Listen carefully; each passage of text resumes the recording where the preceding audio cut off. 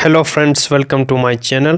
In this video I am going to discuss genres of poetry, right? So I'll discuss, though there are many genres in poetry, I'll discuss only those which are related to you or which you will be studying in your course, right? You will be studying the arts, right? Some ballads as well. So I'll discuss them. So without wasting time, let's begin. Right, genres of poetry. So the poetry can be broadly classified into three types, right? Narrative poetry, dramatic poetry, and lyrical poetry. These are the three main categories in which the all other kinds of poetry came, right? So we'll begin with narrative poetry. Narrative poetry is something that it is that genre of poetry that involves telling a story, right? Narrative, as the name indicates, that it is related to telling a story, to narrate something, to narrate a story. And under this genre, the subgenres include epic, romances, ballads, right? You know about the epics, as you have covered epic poems as well in your uh, third semester, right? Paradise Lost and Rap of the Log, that are epic poems, long narratives. They are very long narratives, right? And Paradise Lost, that is a very long poetry, long epic poem. And ballads, you will also uh, cover some ballads as well, right? So this is ballad is not that much important, right? So epic, lengthy poem concerning a serious subject, right, of heroic deeds. It deals with the heroic deeds, such as we study in Paradise Lost, the heroic deeds, the main subject matter of Paradise Lost, the fall of men, right? And it has got significance as well, right? And other epics include Iliad and Odyssey, that are Greek mythology. Beowulf, that is very important one, right? It is the first epic in English literature, Beowulf, right? And then we'll discuss romance, right? Romance, it's medieval romances are the narrative fictions representing the adventures and values of aristocracy, right? For example, King Horn, Sir Gawain, right? The Greek knight. So these are the romances, these are ancient. And ballad is a narrative poem, and often of the folk origin, right? Folk means people, right? So people are involved in it, and it intends to be sung, right? It's we'll see some lyrical ballads as well, right? So that got the song like qualities. They are meant to be sing, right? And it consists of simple stanzas and usually having a repetition of line or phrases, right? Two types of ballads are there: folk ballads, which are intended to be sang. These are actually the lyrical ballads, which include song like or melodies, song like qualities.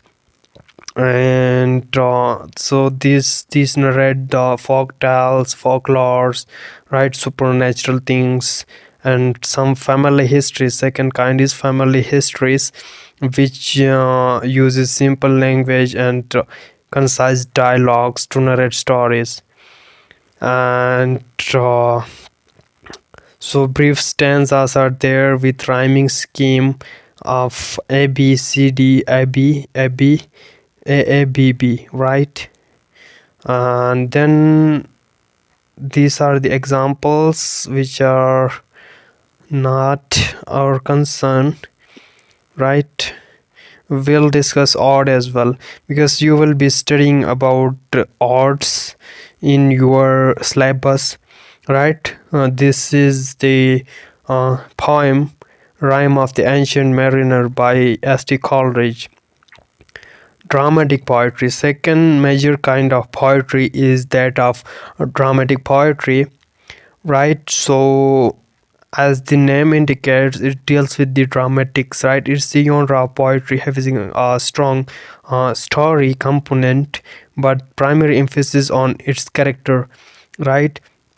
So it deals with the theater like or performance, emphasis on character, and words are presented as those of a character rather than that of a poem. So it is intended to be performed, right? Or examples of this may include soliloquies and monologues, and dramatic monologues as well. And you know the difference between monologue and soliloquy. So monologue is something in which there is one speaker, right, and there is a silent listener. He didn't participate in the talk, only one speaker talk, and that is dramatic monologue. And Robert Browning is well known for his dramatic monologue, and you will be studying his poem My Last Touches. That is a dramatic monologue. And soliloquy, right? Soliloquy, you can also call it thinking aloud when there is only one speaker, right? And there is no listener, only one speaker. He speaks to himself, right? A self-talk like. And soliloquy, as I already told you, Hamlet, there are soliloquies in Hamlet soliloquies. They are important in literature. Dramatic monologue, I already told you about Robert Browning dramatic monologue. My Last Touch is one speaker and there is a silent listener. He didn't participate in the talk, right? This is the one. And apart from that, I'll discuss My Last Touches in detail. Complete analysis of that poem that is included in your course, right? And then come the lyrical poetry. Lyrical poetry, as the name indicates, it deals with lyrics, right? Lyrics, song like or melodies, right? A genre of poetry where a poet expresses his or her perceptions and ideas through poetry. And lyrical poems deals with the subjects like love, loss, grief, and subgenres include elegies, sonnets, and odes. You know about this, I think so. So let's have a glimpse of that. Elegies is something written on about or in grief or mourn about a dead person, right? Written for a dead person, to mourn, right? To lament. And sonnets, as you have covered in your third semester, sonnets, Shakespearean sonnets, Petrarchan sonnets as well. So 14 line poems, right? And ode you will be studying in your course, ode to Grecian Anne, ode to Nightingale, right? Ode, intimation of immortality, and many odes, right? So what is ode? Ode is a kind of poem, right, in which a speaker addressed to something, right? So it is an address to something, right, addressing a particular thing. For example, in ode to Nightingale, the speaker addressed to Nightingale. In ode to Grecian Anne, the speaker addressed to Anne, right? Ode to West Wind, the speaker addressed to the West Wind. In ode to Skylark, the speaker addresses to Skylark. So it is an address to somebody, right? And as I already told you about elegy, poem of mourn, or reflecting a death of a person, and examples include In Memory of W.B. Yeats, right? Elegy of Jane. And another important elegy is In Memoriam, right? And elegy written in Country Churchyard. And sonnet, I already told you, 14 line poem, mostly in iambic pentameter, written in iambic pentameter, right? Petrarchan sonnets are there, in which there are octaves, 8 line initial 8 lines octave, and last 6 lines sestet, and Spenserian sonnets as well, in which there are 3 quatrains, and each quadrant, consists of 4 lines, and there is a couplet consists of 2 lines at the end.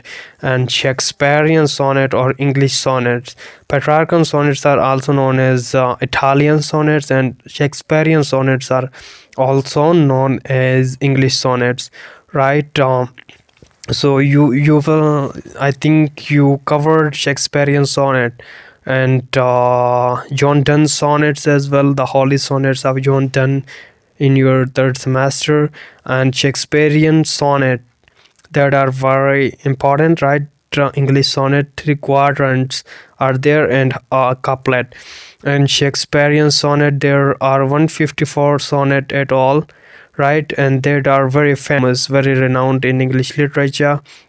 I think you have covered 2 of his sonnets, sonnet 18 and sonnet 116, right? I have covered both of them, line by line analysis and complete. If you are interested, you may better consult or watch them. And this is a sonnet by Wordsworth, The World Is Too Much With Us, right? I will cover it. This is included in your course. And odd belong to genre of lyrics, right? Tend to be less private, addressing to somebody, right? And apart from that, there are further kinds, right? Horatian ode from the Latin poet Horace, and informal or intimate and irregular ode, which deals with freedom. And William Wordsworth and John Keats odes, I already told you. Wordsworth ode include ode on intimation of immortality, and Keats ode, ode on Christian Anne, ode to Nightingale, and Shelley ode to West Wind, ode to Skylark, right? So this is the end. This is all. Hope you understand. Thank you for watching.